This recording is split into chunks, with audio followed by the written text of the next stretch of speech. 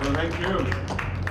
There isn't too much enthusiasm, but it's I know that a lot of people are here focused on building IT tools and IT solutions, but these days also the biotech is very much about using the IT tools and converting them into meaningful production services. So what we have now today on this biotech stage is there are two talks. You know, my talk is more about setting up the stage for today's main speaker. What I'm talking about is like the resource and the potential of the Estonian Biobank, as well as big data, and what Kristen after me is going to tell you is how to use, or how they used a little chunk of this biobank data to build a really successful business.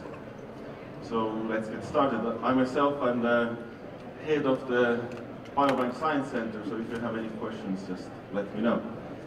So I always start with this very simple cartoon, and basically this is our lifespan shown as an arrow. And basically in our life there are just three important factors. First there are genes, second there is our age, and the third one is our lifetime. And when we come to the world, we have all the genes. Nothing changes over time, we have all the genes. But the genetic profile that I have and you have is completely different. I have like one bad news is that everyone has some bad genes. But the good news is that no one has all the genes as bad. And what makes the situation more complicated is that the genes that are bad are different between each of us. But everyone has something that is important to know. Then what happens, we age, and if we take our health as a whole as this glass of, let's say, water, then it's filled already by the genes. And once we age, the age factors come on, and then we, go to the, secondary school, try smoking, try drinking beer.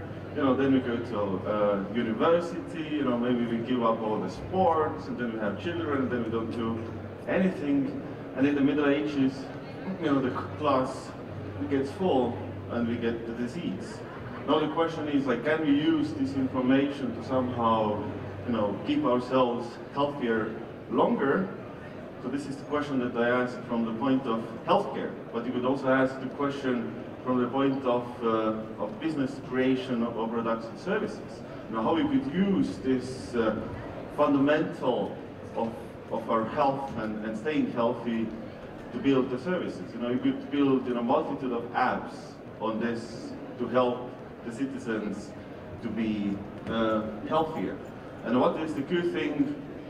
In Estonia, we are kind of already set up the stage for you to build all those production services, because we have Estonian Biobank. If you're from Tartu, just come by. I give you a tour in the gene vault. And what we have in the vault, we have collected biological samples now already almost 170,000 Estonians. And all of them will have also genetic profiles. And by the end of this year, this number may be above 200,000. This basically means that you have already a ready, eager customer base of 200,000 who would want to use your products and services. And what makes our setup very interesting is that we have the genetic profiles, but then we have all the health data and all the transcription data that allows you to, test your products and services, and then using this acceleration or validation, you can just go to the world and conquer it. Simple as that. And if you need some, scientific advice or technology advice, we have everything available in-house. And always you have to show, is it valid what you're doing? Is your impact to the world large enough? Then here I have a map of the world. It's a little bit small, but there you see hopefully all those tiny red dots. And what are those dots? Those are all the dots or the locations where the Estonian Biobank people are doing science together. We have, I would say, collaborators across the globe, almost from 1,000 institutions, and our data has been used in 500 scientific publications. I would even say, and go as far and say that half of the information we know about our genome and how it affects how we get the disease or not, the Estonian Biobank has been used there. So it's not something to get really, it shows that it's a good enough database for building interesting products and services. Yeah, some numbers. So as I said, we now have 170,000 people data available, but those numbers I give you is just based on the 50,000 that we collected over the past 50 years. So we basically have almost 5 million data points that can be analyzed.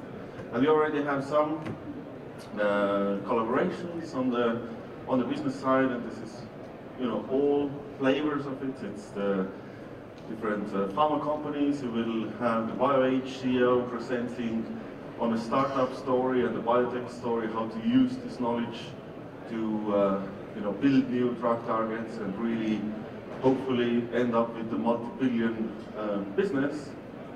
And then there is also software companies who just want to use this data and maintain it. And there is just a schematic view of a person's health management as we see it today. You are in the top as a customer, and then you go to see a family doctor, or you get there with your ambulance, and then there is like the secondary level of hospitals and a tertiary level of hospitals, and then you end up in the pharmacy, buy some drugs, and then it all comes around. And what now today is that the data is not really integrated. Your doctor, every time they see you, they have to kind of interpret to you as a painting. And this is all very time-consuming, it's not efficient, and also it doesn't help you to stay healthy. But now what we could do, we could take your genetic profiles, identify the diseases or the mutations that are the most important to you. And then we could build something what we call the genetic score. Then we could just rank you on the score. And if you know that you're in the top 1%, let's say, heart disease or breast cancer, then maybe you optimize your lifestyle, but even more, if someone invites you to the screening to detect the early stage of the disease, you would go, not overlook. And the other way, if you go to pharmacy or if you see a doctor, we all are different. And if you take medicines, if they are cut into pieces by the enzymes, which are basically small factories within our organism, but those factories have different efficiency. They work with different speed. And sometimes it is so that if you take one drug, you may get some adverse reactions, but if you take 5 ones, you are okay, because the enzyme works different speed, and something that is useful for you either gets degraded too quickly or stays in the organism too long.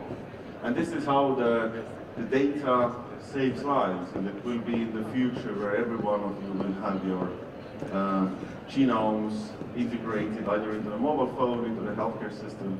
But in order this to happen, we need clever products and services that enables you to interpret your genome.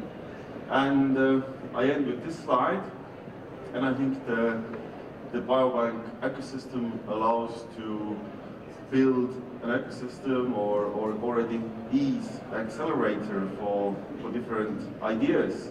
And if you have the idea, you can immediately test it. If you have tested the idea, it's much easier to raise the funds. And I think this is the fail fast model, where you demonstrate very quickly that you have a good idea or bad idea. But if it's a good idea, it's very easy to get the funds. So with this slide I conclude, and I just invite you to become a gene donor. There is somewhere recruitment room, so if you are not yet gene donors, then you may consider to become one. So thank you.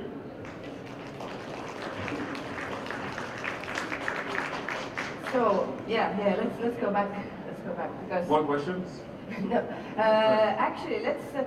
I would like you to talk a little bit about Kristen, our next speaker, because what she will tell you about is very much related to Biobank. Yes. So I think I met Kristen like 3 years ago. After like 1 month after she founded the company she was going to talk about, and she just read a very recent paper of ours about how we use gene expression and demonstrated that old people are a little bit different than the young ones. And then Kristen wanted to access this data, but then I said, like, this is crap, but we had something much more better, more potent. And then after a couple of discussions and meetings, we agreed that we will take 600 elderly Estonians, by which we'll analyze them deeply and find some interesting drugs. And you will hear if Kristen succeeded or not. Yes, and I already know that she did. I will just tell you why, but first I would thank you, Tõnu. Thank you so much. Woo!